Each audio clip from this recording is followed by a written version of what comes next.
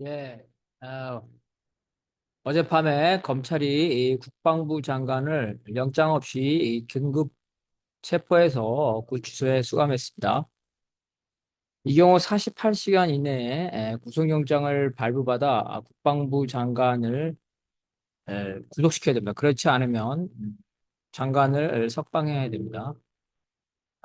따라서 지금 검찰은 국방부 장관에 대한 구속영장을 청구하는 것을 준비하고 그렇게 되면 법원은 구속영장 발부를 심사해서 요건에 맞는지 확정할 겁니다.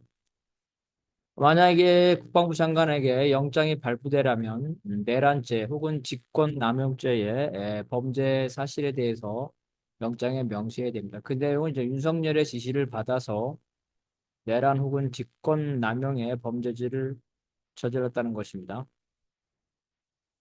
만약에 국방부 장관에게 영장이 발부되면 그 영장에는 윤석열이 이 주범으로 명시됩니다. 그렇게 되면 검찰은 이 법원에 국방부 장관에게 영장을 발부했다는 것은 법원이 윤석열에 대한 혐의죠. 혐의가 상당하다는 것을 인정하게 된 것이기 때문에 결국 증거를 수집해서 수일 내에 윤석열에 대한 압수수색과 영장, 구속영장을 청구할 수 있습니다. 법원이 영장을 발부한다면은 먼저 압수수색 영장을 발부한다면은 경호처와 협의해서 영장 집행 방법을 확정해서 진행할 겁니다. 구속영장이 발부돼도 마찬가지입니다. 이 경우에 한덕수 국무총리가 직무대행이 됩니다. 만약에 법원이 이 검찰이 내란죄에 대한 수사 권한이 없다고 판단한다면 검찰은 국가수사본부를 통해서 영장을 청구할 겁니다. 국가수사본부는 내란죄에 대한 수사 권한이 있지만 영장을 청구하려면 반드시 검찰을 통해서 해야 되기 때문에 결국은 검찰이 주도권을 가지고 있는 겁니다. 현재 검찰청법에 의하면 검찰은 직권남용죄죠. 직권남용죄에 대해서는 윤석열에 대해서 수사할 수 없습니다.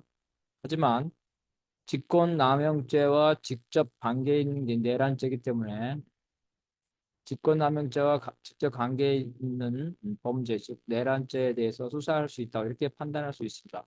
하지만 수사할 수 없다 하더라도 결국은 검찰이 영장 청구권을 가지고 있기 때문에 국가수사본부를 통해서 영장을 청구하게 됩니다. 국가수사본부는 언론 보도에 의하면 이미 검사를 통해서 법원으로부터 압수수색 영장을 받아서 국방부 장관의 집죠, 집 그리고 휴대폰 이거에 대해서 압수수색 영장을 집행했습니다. 이는 법원이 국방부 장관이 대통령 윤석열의 지시를 받아서 내란죄를 저지른 개연성이 높다고 판단한 것입니다. 다시 말해서 국가수사본부가 증거를 수집해서 윤석열에 대한 압수수색, 나아가 체포 구속도 가능한 상황으로 가고 있습니다.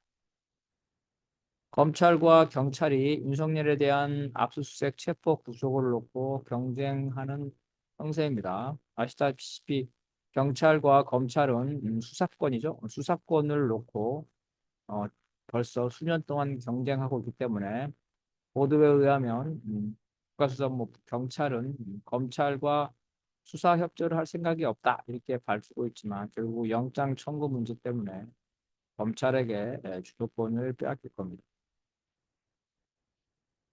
윤석열을 대통령직에 놔두면서 한동훈과 한덕수가 협치하는 건 헌법적으로나 현실적으로 불가능합니다.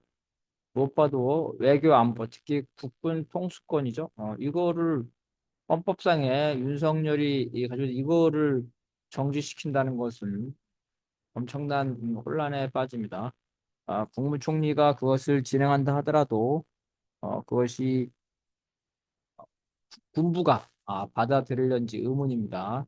이 경우에 군부가 독자적으로 국군 통수권을 행사할 때 제2계엄이라든지 군사 쿠데타라든지 너무나 여러 가지 이 대혼란이 발생합니다.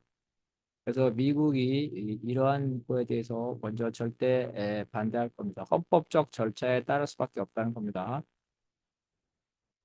책임 총리제라는 거 그냥 윤석열이 뒤에서 통치하는 겁니다. 한동훈은 의원도 아니기 때문에 전혀 헌법적으로 법적으로 민주적 정당성이 없기 때문에 헌법적으로 통치 행위를 할 수 있는 그러한 방법이 없습니다. 대통령을 윤석열로 그대로 놔두고 한동훈과 한덕수 혹은 국민의힘이 실질적으로 통치하는 것 그 자체는 헌법 규정에 벗어난 것으로서 헌법기관인 대통령이죠. 대통령을 그, 그 자리에 놓고서 무력화하는 것이기 때문에 그 자체가 내란입니다. 불가능한 일입니다. 결국 법적으로 따진다면 윤석열의 운명은 검찰이 이 주인공으로 나서서 압수수색 체포 구속으로 나아가면서 종료될 것으로 보입니다. 물론 그 전에 국민의힘이 탄핵에 협력할 수가 있겠죠. 결국은 국민의힘도 검찰의 눈치를 보면서 검찰과 국민의힘이 역시 권력 경쟁을 하고 있다고 봐야 되겠습니다. 의원이 아닌 한동훈은 정치력을 행사할 수 없는 거죠. 내란의 책임을 벗지 못한 한덕수가 대통령 권한 대행이 될 때 국민들의 허탈과 분노는 확대됩니다. 법원이 이 검찰에 이어서 사법 통치를 강화하고자 한다면 이재명과 조국에게 의원 상실형을 선고할 수 있습니다. 이미 이재명은 1심에서 의원 상실형을 선고받았고요. 조국은 12일 날 대법원의 확정 판결이 있는데 기존의 징역형의 선고가 확정되면 12일 이후는 의원직을 상실하기 때문에 전국에서 소위 말해서 정치에서 퇴출당합니다. 이런 불안전 상황이 됐을 때 결국은 광장 정치죠. 시민과 노동자들의 광장 정치. 여론은 이 광장을 주시하게 될 겁니다.